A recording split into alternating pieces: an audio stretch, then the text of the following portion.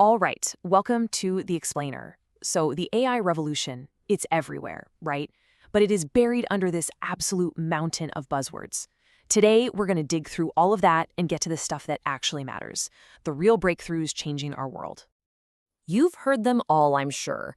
AI, ML, DL, Gen AI. They get tossed around like they all mean the same thing, and honestly, it just creates this fog of confusion. So let's cut through that fog and figure out what we're really talking about. Okay, this diagram, it's perfect. It shows how all these pieces fit together, kind of like those Russian nesting dolls. You've got artificial intelligence, or AI, as the biggest doll on the outside. Inside that, you find machine learning. Go one layer deeper, you get to deep learning. And right there at the core, that's generative AI, the star of our show today. So let's start with the biggest doll, AI. This is the whole shebang, the grand, big picture idea of creating machines that can reason, learn, and make decisions just like humans do. It's the entire field. Now, inside that, we've got machine learning, or ML. And this is where things get really interesting. Instead of us hard-coding every single rule, we just feed the machine a ton of data and let it figure out the patterns for itself. It's exactly how your Netflix queue seems to read your mind. And then we go even deeper to, deep learning. DL takes it up another notch. It uses these super complex structures called neural networks, which are basically modeled after our own brains, to chew through massive, and I mean massive, amounts of data. This is the heavy-duty tech behind things like facial recognition and self-driving cars. And that finally brings us to the very center, generative AI. This isn't just about understanding data anymore. This is the creator, the artist. It takes everything it's learned and makes something brand new and original.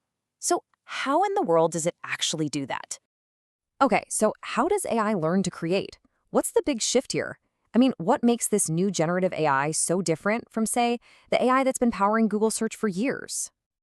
Well, it really boils down to this, a shift from recognition to creation. Think about it. Traditional AI is like a super smart detective. It looks at all the evidence, finds patterns, and makes a prediction. But generative AI, that's more like an artist. It takes all that same inspiration and creates a whole new painting from scratch.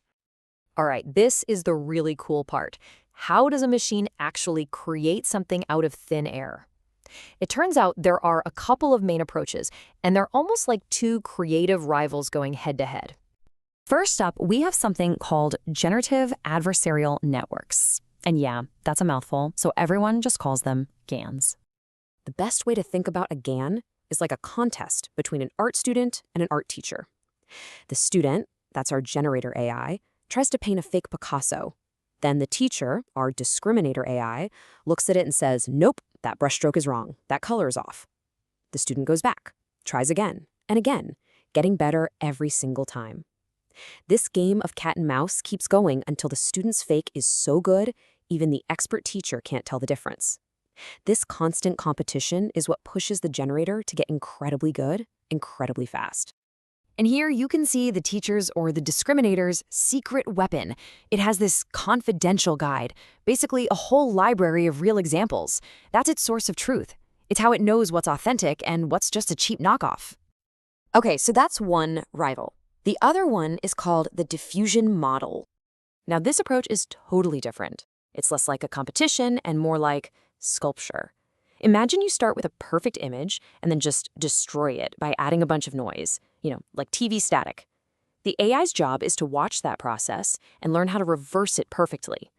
So when you want it to create something new, it just starts with a screen full of random static, and step by meticulous step, it removes the noise until a crystal clear image emerges from the chaos. Pretty wild, right? So, GANs versus diffusion, which one's better?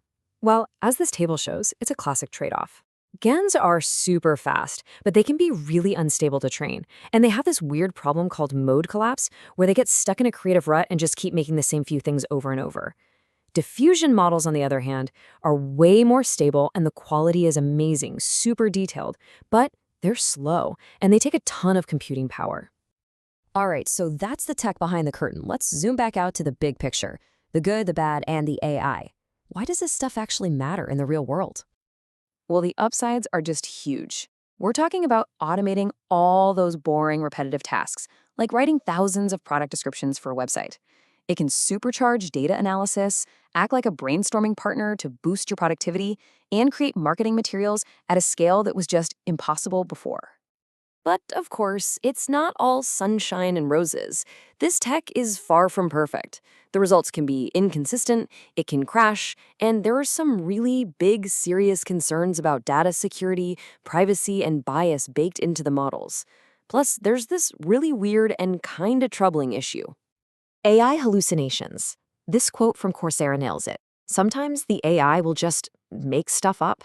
It'll generate an answer that sounds incredibly convincing, totally factual, but when you check it, it's complete nonsense. It's a huge reminder that you can't just blindly trust the output. Human oversight is absolutely critical.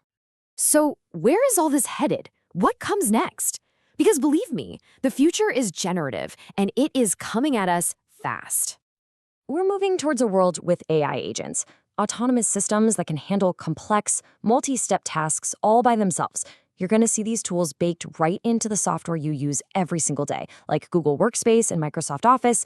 And hopefully, as all this happens, there's a much bigger focus on ethics, on fixing bias, and on protecting our privacy. Which brings us to the big final question. As AI learns to create, what are we going to learn about our own creativity? Because this technology, it's more than just a tool. In a way, it's a mirror. And as we push it to be more creative, it forces us to ask what makes us, what makes us human. And what we learn in that process, that might just be the biggest breakthrough of all.